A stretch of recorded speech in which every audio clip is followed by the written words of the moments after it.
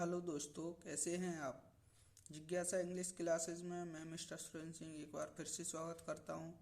मित्रों, कल हमने एक्टिव पैसिव में फ्यूचर इंडेफिनिट टेंस पढ़ा था। आज फ्यूचर परफेक्ट टेंस पढ़ेंगे, क्योंकि फ्यूचर कंटिन्यूअस टेंस का पैसिव वॉइस नहीं बनता है।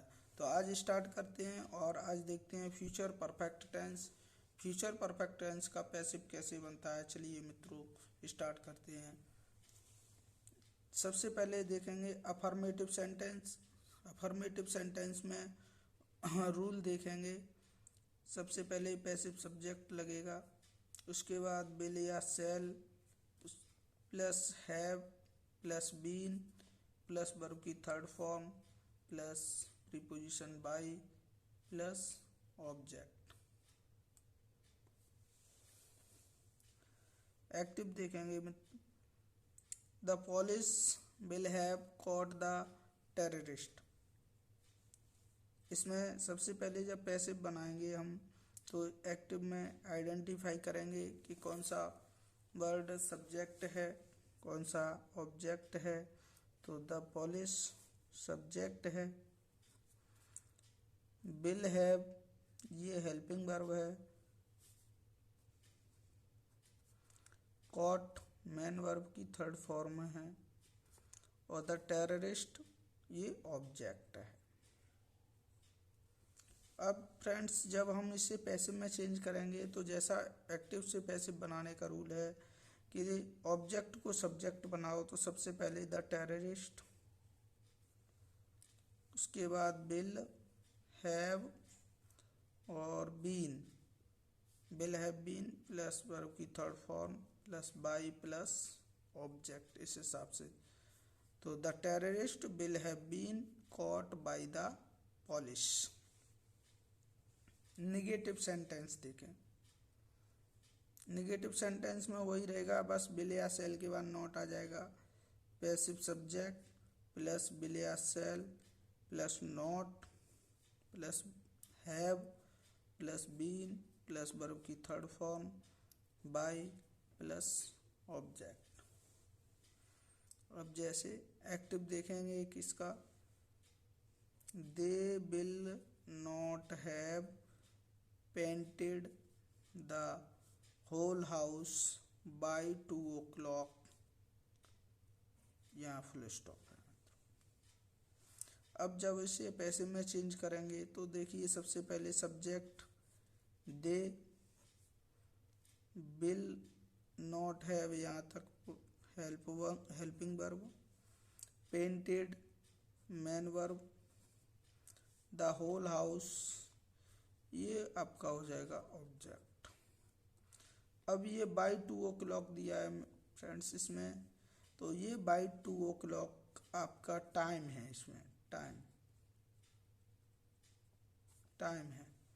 तो यहाँ ऑब्जेक्ट से स्टार्ट करेंगे पैसिव में, तो the whole house will not have been painted by them. अब जो आपका ये जो टाइम है, ये बाय देम के बाद, यानी पैसिव ऑब्जेक्ट के बाद में टाइम लिखा जाएगा बाय 2 o'clock। तो ये बाय 2 o'clock ये अलग है, और ये बाय प्रीपोजिशन यहाँ आपके ऑब्जेक्ट से पहले आया है। तो इन दोनों बाय में कंफ्यूज ना हो, ये ऑब्जेक्ट से पहले ये बाय 2 o'clock यानी 2 बजे तक, यानी ये टाइम दिया हुआ है। तो आपका पैसिव हो जाएगा, the whole house will not have been painted by them by 2 o'clock। तो इस हिसाब से आप नेगेटिव सेंटेंस के एक्टिव को पैसिव बना सकते हैं फ्यूचर परफेक्ट में। आगे चलते हैं। अब आता है आपका इंटेरोगेटिव सेंटेंस। इंटेरोगेटिव सेंटेंस में वही विल या शैल सब्जेक्ट से पहले आ जाएंगे, तो विल या shall plus passive subject plus have plus been plus verb की third form plus by plus object और लास्ट में क्वेश्चन मार्क, ये रहेगा। एक्टिव देखें इसका, will the central government have electrified 5000 village by the end of next year. अब इसमें भी देखिए, ये जो बिल है आपका ये हेल्पिंग वर्ब है। द सेंट्रल गवर्नमेंट ये पूरा आपका सब्जेक्ट है, वही हेल्पिंग वर्ब बिल है बात है वो। इलेक्ट्रीफाइड ये मेन वर्ब है। 5000 विलेजेज ये है आपका ऑब्जेक्ट। और bye the end of next year ये आपका टाइम है। तो टाइम हमेशा बाई प्लस ऑब्जेक्ट के बाद में लिखा जाता है। तो देखेंगे एक पैसिव कैसे बनाएंगे। बिल ऑब्जेक्ट को सब्जेक्ट बना हुआ 5000 villages have been electrified by the central government by the end of next year ये आपका टाइम हो गया। तो इसका पैसिव बनेगा friends will 5000 villages have been electrified by the central government by the end of next year. Okay, तो इस हिसाब से आपने फ्यूचर परफेक्ट टेंस कंप्लीटली देख लिया। और मैं समझता हूँ अब हमारा प्रेजेंट इंडेफिनिट से लेके और फ्यूचर परफेक्ट टेंस तक कंप्लीट हो गया है। अब मैं आपको कुछ जो स्पेशल रूल्स हैं थोड़े से वो बताऊंगा। यो तो देखो एक्टिव पैसिव और भी हैं, लेकिन हम यहीं पे फिनिश करेंगे इसी वीडियो में और नेक्स्ट फिर आगे चलेंगे। अब देखिए फ्रेंड्स, अब आते हैं some special rules for passive voice. कुछ रूल्स हैं जो मैंने नोट किए हैं इसमें।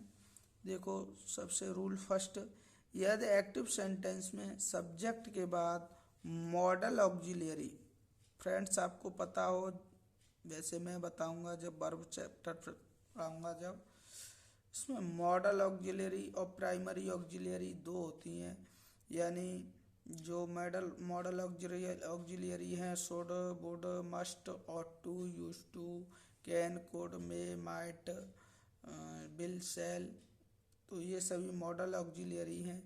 और यदि मॉडल ऑक्सिलरी मस्ट, ये सभी मॉडल ऑक्सिलरी वर्ब हैं, इनके बाद में वर्ब की फर्स्ट फॉर्म आती है तो ये एक्टिव वॉइस में आएंगी मॉडल वर्ब और वर्ब की फर्स्ट फॉर्म।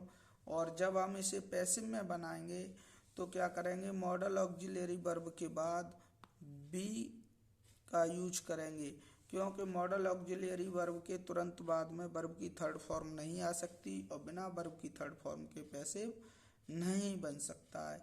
इसलिए हमको पैसिव बनाने के लिए मॉडल ऑक्सिलरी के बाद बी लगानी पड़ेगी और बी के बाद वर्ब की थर्ड फॉर्म का यूज हो जाएगा। इस प्रकार से इसे पैसिव में चेंज कर देंगे। जैसे अब एक एक्टिव देखिए इसका, I must help the poor, मुझे गरीबों की अवश्य मदद करनी चाहिए। तो इसमें देखिए ये जो मस्ट है ये मॉडल वर्ब है और इस मॉडल वर्ब के बाद हेल्प मेन वर्ब जो आई है ये फर्स्ट फॉर्म है। तो इस हिसाब से ये आपका एक्टिव है। अब जब हम इसे पैसिव बनाएंगे तो इस ऑब्जेक्ट को सब्जेक्ट और सब्जेक्ट को ऑब्जेक्ट बना देंगे। तो द पुअर को पहले ले आएंगे, द पुअर, मस्ट को मस्ट रहने देंगे और मस्ट के बाद बी लगाएंगे। उसके बाद हेल्प को थर्ड फॉर्म हेल्प्ड बाई और आई को ऑब्जेक्ट बना देंगे मी। तो पैसिव हो जाएगा the poor must be helped by me. ये आपका पैसिव हो गया। तो फ्रेंड्स इसी प्रकार से सभी मॉडल वर्ब्स के आप पैसिव बना सकते हैं, क्योंकि मॉडल वर्ब्स के बाद हमेशा फर्स्ट फॉर्म आती है और पैसिव में हमेशा थर्ड फॉर्म आती है। इसलिए मॉडल वर्ब के एक्टिव को पैसिव में चेंज करने के लिए मॉडल वर्ब के बाद बी का यूज करते हैं और उसके बाद वर्ब की थर्ड फॉर्म का यूज करते हैं। इतना सा ध्यान रखें हमेशा मॉडल वर्ब के लिए कि मॉडल वर्ब के तुरंत बाद बी अवश्य लगाएं पैसिव में। एक और एक्टिव देखें, ही कैन स्पीक इंग्लिश, वह अंग्रेजी बोल सकता है। तो जब इसे हम पैसिव में चेंज करेंगे तो इंग्लिश जो हमारा ऑब्जेक्ट है इंग्लिश को पहले लेंगे, इंग्लिश कैन, अब वही कंडीशन कैन भी मॉडल है, मॉडल वर्ब है तो मॉडल वर्ब के बाद बी और वर्ब की थर्ड फॉर्म बाई ऑब्जेक्ट। तो English can be spoken by him. इस टाइप से आपका ये पैसिव चेंज हो गया मॉडल वर्ब वाला। ठीक है, तो आप मॉडल वर्ब का रूल जान चुके हैं। अब सेकंड रूल आगे चलते हैं हम।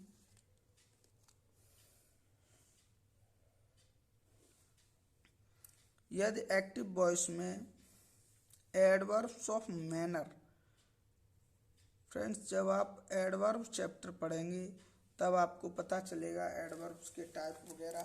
तो उन्हीं में से एडवर्ब्स ऑफ मैनर होता है, जिसमें आपको ये बताया जाता है कि कार्य कैसे किया गया, जैसे badly, well, fast, hard, सिंसरली, beautifully.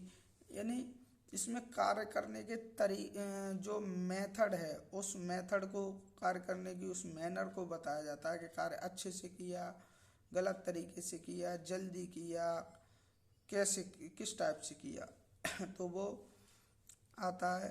तो ये एडवर्ब्स ऑफ मैनर जो हैं, इन एडवर्ब्स ऑफ मैनर को पैसिव में कहाँ लिखते हैं, तो देखिए इनका पैसिव किस प्रकार से बनाते हैं।